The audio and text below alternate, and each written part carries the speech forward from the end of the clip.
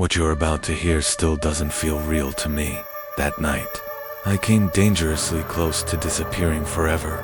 It was a Saturday night, and I had gone to a downtown club with my boyfriend and his friends. Things between us hadn't been good for a while, and that night it finally turned into a full argument. I didn't want to stay there anymore, so I walked out alone and called an Uber. It was raining outside, and I stood under a small awning near the club entrance, watching cars pass by. After a few minutes, a white car slowly pulled up in front of me. The driver rolled down the window. It was a woman. She said my name, and for a moment, I felt relieved. I walked over and got into the back seat. I tried to be polite and asked her how she was, but there was no response, not even a glance. I looked up and noticed both her hands were tightly gripping the steering wheel, her posture stiff, almost unnatural. That's when the feeling started to creep in. Something wasn't right. As we started driving, I didn't question it at first, but then I realized she was going in the opposite direction of my house.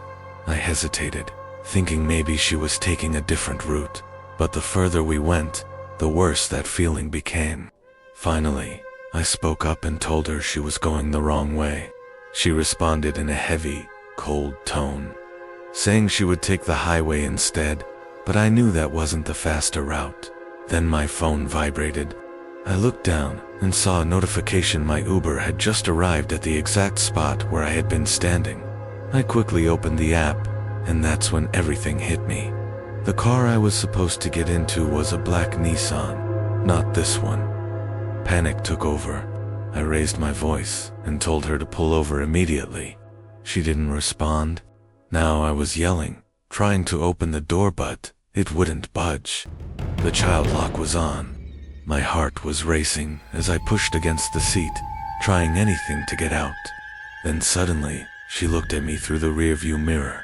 Without saying a word, she slowly pulled the car over. A second later, I heard the click. The doors unlocked. I didn't wait.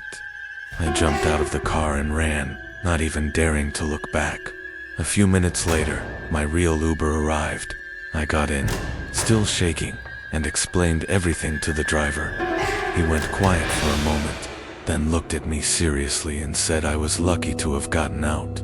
He told me there had been reports of fake rides going around, drivers pretending to be Uber, targeting people late at night and luring them into their cars. Many of them were women, just to seem less suspicious. That night changed the way I see everything. If you ever take a ride, don't just trust the person behind the wheel. Always check the car, the plate, everything, because next time, you might not get out.